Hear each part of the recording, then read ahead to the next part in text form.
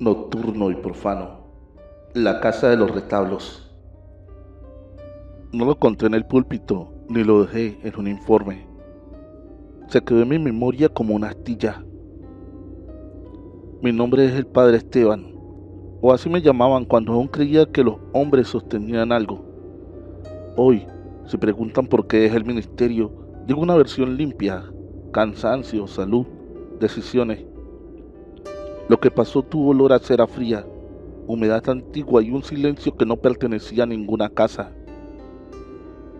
Era una tarde sin sol. La señora Lucinda me esperó frente a un portón azul gastado y me hizo entrar como si el rumor fuera contagioso. La sala estaba saturada de santos, imágenes sobre la repisa, cuadros en la pared, rosarios enredados, velas apagadas y una Biblia abierta en un salmo usado más como amuleto que como lectura. Padre, gracias por venir, dijo. Mi hija reza raro. Le pedí hechos, no interpretaciones. Habló de Guadalupe, 15 años, aplicada, tranquila. Luego empezó a levantarse de madrugada para rezar. En esa casa rezar era normal. Lo extraño fue que la niña corregía las oraciones. Se queda callada en una parte, siempre en la misma, dijo Lucinda, y después dice cosas. No quise detalle. Un detalle escuchado antes de tiempo gobierna lo demás. Pedí ver a Guadalupe. Guadalupe entró descalza, cabello recogido, rostro sereno. Se sentó frente a mí sin miedo. Me presenté como sacerdote y como hombre, no como arma. Le expliqué que no obligaría a nada, que rezaríamos solo si ella aceptaba. ¿Aceptas?, pregunté. Sí, padre. Su voz era normal. Empezamos con una oración sencilla, luego el Ave María, despacio, sin teatralidad. Dios te salve María, llena eres de gracia. Guadalupe siguió con cada palabra. Llena eres de gracia, sin titubeos. El Señor es contigo. Con cadencia exacta llegamos a la frase: ruega por nosotros los pecadores. Guadalupe cayó. No fue rebeldía, fue puerta cerrada. Repetí con suavidad: ruega por nosotros los pecadores. Ella alzó la vista. Padre, ¿quiénes son los pecadores? La pregunta en catequesis sería oportunidad. Allí fue una grieta. Todos, dije, toda la humanidad. Guadalupe negó con la cabeza. No todos. Lucinda sollozó detrás de mí. Yo pensé en adolescencia, en escrúpulos, en inteligencia buscando el borde de la autoridad. ¿Por qué dice que no todos?, pregunté. Guadalupe miró la imagen de la Virgen y luego a mí. Porque ustedes lo repiten por costumbre, dijo, y la costumbre se vuelve mentira cuando nadie mira. No era blasfemia, era peor, razonable. Le pedí que continuara. Ella terminó el Ave María saltando la intercesión con naturalidad. Dijo: ahora y en la hora de nuestra muerte, como quien acepta un dato al acabar. Se quedó quieta, esperando. Guadalupe, dije, pedimos a la Madre que ore por nosotros. La niña inclinó la cabeza. Padre, María nunca rogó por Jesús. Lo dijo como una precisión. Estuvo con él, en Caná, en la cruz, con la iglesia naciente, respondí. Estar no es rogar. Jesús no necesitó que alguien rogara por él. ¿Por qué ustedes dicen ruega por nosotros como si fuera una llave? Sentí una luz fría dentro del argumento. Abrí la Biblia buscando centro más que respuesta y leí: no se turbe vuestro corazón. Guadalupe no se movió. Padre, preguntó, ¿usted cree que Dios necesita intermediarios para escuchar? La pregunta era vieja, pero en esa sala parecía recién nacida. Le pedí a Lucinda que saliera. Cuando la puerta cerró, la casa pareció respirar más despacio. Guadalupe, ¿por qué te levantas en la noche?, pregunté. Ella miró al suelo. No me levanto, dijo, me despiertan. No pregunté quién. En estos asuntos nombrar da forma. Respiré, hice una cruz discreta y propuse una oración de protección simple, sin rito. Guadalupe aceptó y la siguió, palabra por palabra. Solo volvió a callar cuando aparecía cualquier intersección.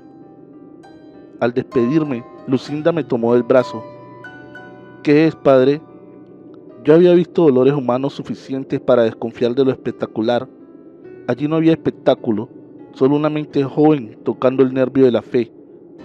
No sé, dije, pero no es un juego. No la presiones y no la dejes sola. Esa noche, frente al sagrario, sentí que alguien había movido un ladrillo del suelo. Nada se había caído, solo había quedado un hueco exacto, el tamaño de una pregunta.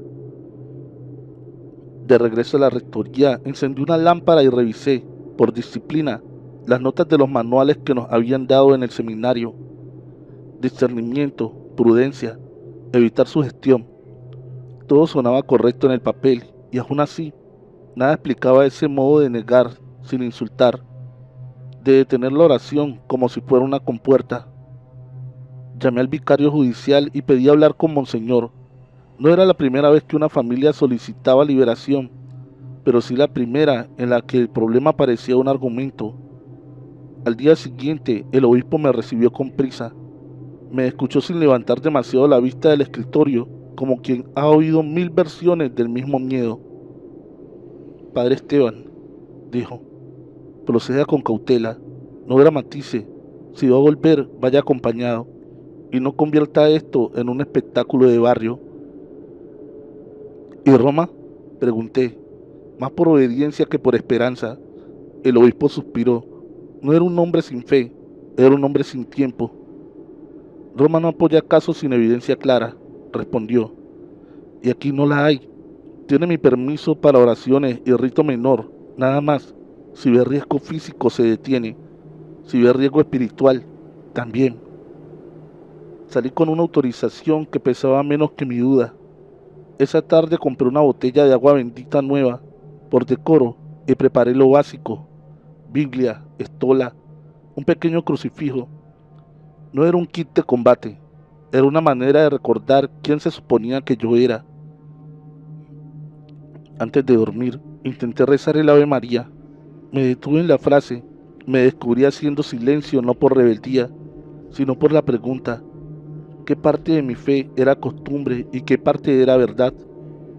Por primera vez temí no a la niña, sino a mi propia voz, una voz repitiendo fórmulas mientras el corazón se escondía todavía. Volví a la casa de Lucinda 3 días después, acompañado por el padre Mariano, un hombre mayor que había visto demasiadas tristezas para dejarse impresionar. No le conté todo, solo lo necesario. No quería sembrar su gestión. Llevamos una estola, una Biblia y la intención de no convertir la fe en una escena. Guadalupe nos esperaba sentada en el mismo lugar. Tenía las manos sobre las rodillas y una tranquilidad que irritaba a la parte de mí que buscaba señales. El padre Mariano la saludó con ternura. Ella le devolvió el saludo como se saluda a un visitante esperado. Guadalupe, dije, vamos a rezar y a leer un poco. Si en algún momento quieres detenerte, lo dices. Sí, padre. Empezamos con el Salmo 91, el de las sombras y las alas, porque a veces las palabras antiguas sostienen mejor que las modernas. Guadalupe escuchó atenta. Sus ojos seguían el texto como si lo recordara. Cuando Mariano pronunció, no temerás el terror nocturno, la niña sonrió apenas, como si esa frase le pareciera un adorno.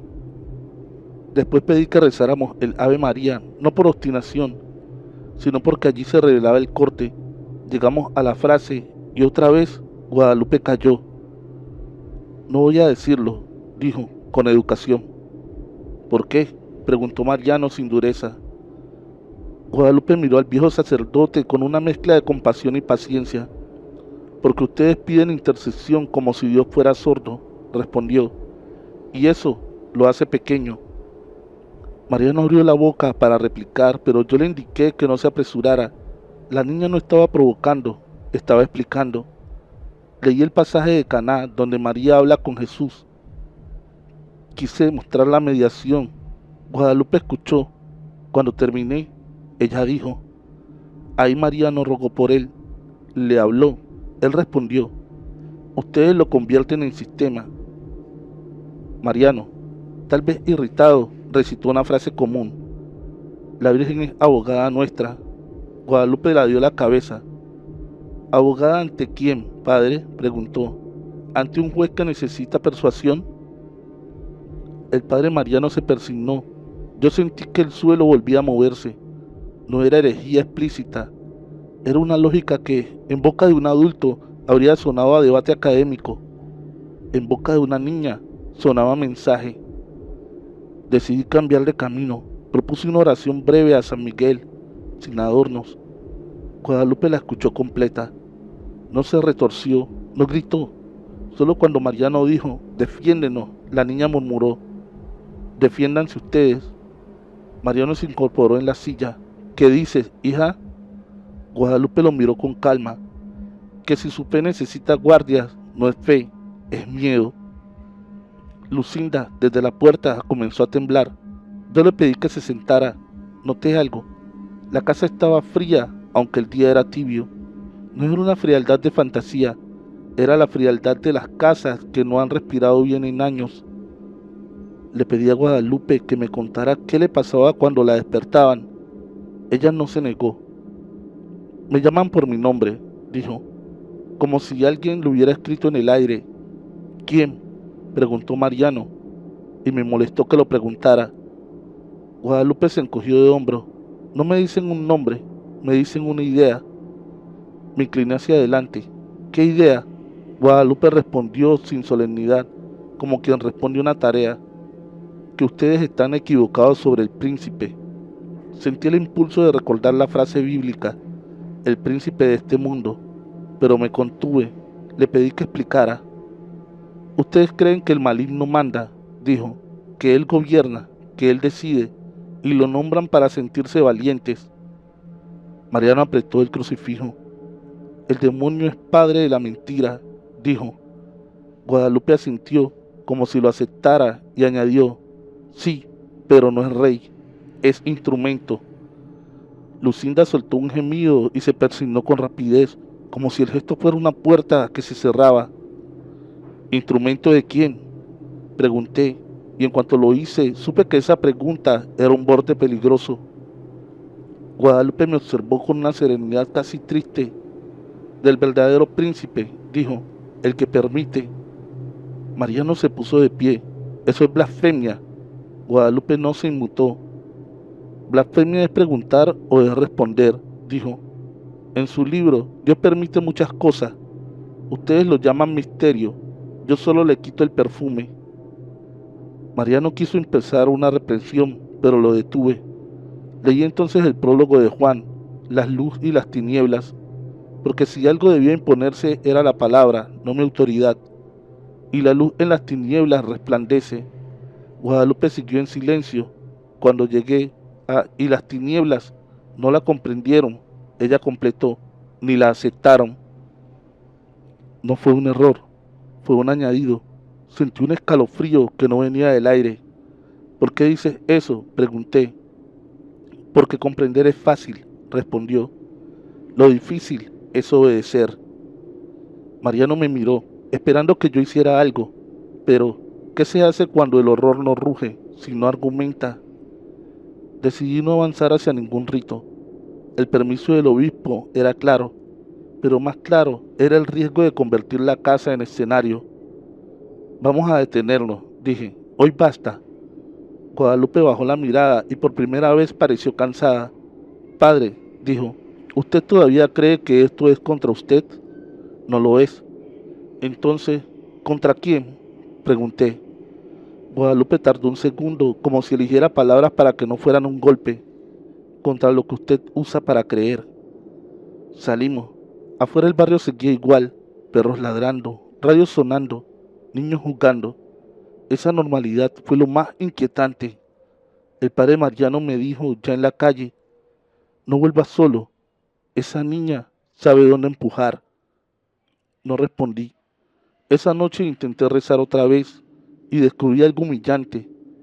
Ya no temía a un demonio, temía una pregunta bien puesta. Al día siguiente llamé al obispo, le escribí el tono, la ausencia de violencia, la precisión. Hubo un silencio largo del otro lado. Luego dijo: Padre, eso no es caso para Roma. Roma pide signos, no discusiones. Si insiste, lo dejarán solo. Colgó sin bendición. Esa noche soñé con un Ave María incompleto repitiéndose en un pasillo interminable, y mi voz moría al final. Volví una tercera vez, porque mi orgullo se disfrazó de deber. Le dije a Monseñor que haría solo lo permitido, oraciones y rito menor. Él respondió: no lo conviertas en cruzada. Fui solo. Lucinda me abrió sin llorar, como quien ya gastó las lágrimas y ahora guarda otra cosa. La sala seguía igual, pero había un detalle nuevo. Sobre la mesa, junto a la Biblia, una libreta pequeña de tapas negras. No la toqué de inmediato. Lucinda dijo que era de Guadalupe, que la escribía de madrugada, que ella la encontró y no se atrevió a abrirla. Esa palabra, abrir, me atravesó. Guadalupe apareció y se sentó frente a mí sin saludar. No era descortesía, era concentración. Llevaba un rosario enrollado en la muñeca como si fuera pulsera o amarra. Guadalupe, dije, hoy haremos oraciones más serias. No voy a gritar, solo quiero que esto se aclare. ¿Aceptas? Sí, padre, pero usted no quiere aclarar, usted quiere cerrar. Abrí la Biblia y leí sobre la verdad que libera. Guadalupe escuchó como una alumna. Recité oraciones de protección. No son recetas, dependen del alma que las dice. Y yo, esa tarde, ya no estaba seguro de la mía. Volví al Ave María, porque ahí se revelaba el corte. Llegué a ruega por nosotros los pecadores, y Guadalupe guardó silencio. Dilo, pedí, y me odié por pedirlo. Guadalupe me miró. Padre, ¿quiénes son los pecadores? Todos, respondí automáticamente. Guadalupe negó con la cabeza. Usted repite eso porque le calma, pero no le responde. Entonces dime tú, el pecador es el que sabe y aún así usa el nombre de Dios para cubrirse, dijo. El que necesita intermediarios para no hablar con Dios. El que llama misterio a lo que le conviene no mirar. Sentí que hablaba de mí. Quise recuperar autoridad. En el nombre de Cristo te pido la verdad. Guadalupe sonrió apenas. ¿La verdad del catecismo o la del silencio? Sostuve el crucifijo entre nosotros, no como arma, sino como centro. Guadalupe lo miró con respeto raro. Jesús no necesitó que María rogara por él, dijo. Usted lo sabe, y aún así insiste, porque es parte del sistema. Usted ama el sistema más que a Dios. Me dolió porque era posible. No, dije, yo amo a Dios. Guadalupe bajó la vista a la libreta. Entonces lea esto, padre. Abra lo que no quiere abrir. Lucinda dio un paso atrás. Yo tomé la libreta y la abrí. No había símbolos ni instrucciones. Había frases cortas, copiadas con letra ordenada. Algunas eran versículos, otras eran preguntas. En la primera página: si Dios es Padre, ¿por qué necesita abogados? En otra: si el príncipe de este mundo es vencido, ¿por qué sigue cobrando? Más adelante María estuvo. No rogó. ¿Por qué piden lo que ella no pidió? Cada línea era una aguja. ¿Quién escribió esto?, pregunté. Yo, dijo Guadalupe, pero no soy la que lo dicta. Mi piel se erizó. Quise preguntar quién dictaba y no lo hice. La casa parecía esperar esa palabra. En cambio dije: Guadalupe, ¿qué quieres? Que usted deje de mentirse. Intenté sostener el rito. Leí sobre la autoridad de Jesús. Pronuncié el nombre de Cristo con firmeza. Guadalupe escuchó y luego dijo: Padre, el príncipe verdadero no es el que usted imagina con cuernos. El maligno solo cumple tareas. El verdadero príncipe es el que permite que usted pierda la fe y luego lo llama a prueba. Me quedé quieto. Esa frase no negaba a Dios, lo hacía responsable. Y si uno acepta esa lógica, la fe se vuelve cuerda sin nudo. Eso no es Dios, murmuré. Guadalupe inclinó la cabeza. ¿Y quién decide eso, padre? su libro o su miedo. Sentí que la estola pesaba como juicio. Me vi desde afuera, un hombre con objetos sagrados intentando tapar un agujero con tela. Entonces por primera vez me detuve. Basta, dije. Lucinda sollozó. Padre, no, basta, no voy a seguir. Guadalupe no celebró. Cerró los ojos como si por fin terminara un ruido. Salí de esa casa y le devolví la libreta a Lucinda en la puerta. Le dije que buscara ayuda, acompañamiento, que no se quedara sola. Fueron palabras correctas y vacías. En la calle el aire era normal, por dentro no. Esa noche quise arrodillarme en la capilla y no pude. El Ave María se me rompía en la garganta, justo en la frase. En semanas pedí la despensa, dejé la sotana, entregué las llaves y me fui sin escándalo. La fe no me la arrancó una entidad, me la arrancó un cuaderno de preguntas bien escritas y una niña llamada Guadalupe que nunca gritó ni profanó nada. Solo me mostró que yo llevaba años rezando para no escuchar. Después supe por tercero que Guadalupe volvió a la escuela como si nada. Unos dijeron que fue terapia, otros que fue un retiro, otros que solo era una adolescente brillante y cansada de frases repetidas. Lucinda dejó de ir a misa por un tiempo y luego regresó a otra parroquia, lejos, donde nadie supiera su apellido. Nunca más me buscó. Tal vez me culpó, tal vez me perdonó, tal vez entendió que yo también era un enfermo, pero de duda. Guardé una copia mental de aquellas preguntas. No me perseguían con sustos, me perseguían con coherencia. Empecé a notar como muchas hormilias eran muletas, cómo llamábamos misterio a lo que no queríamos mirar de frente, cómo pedíamos intercesión para no decir tengo miedo directamente a Dios. A veces en la madrugada despierto con la sensación de que alguien pronuncia mi nombre, como se pronuncia un título que ya no merezco. Intento rezar y solo me sale el comienzo, Dios te salve María. Luego llega el vacío, no sé si es castigo, hábito roto o simple cansancio del alma.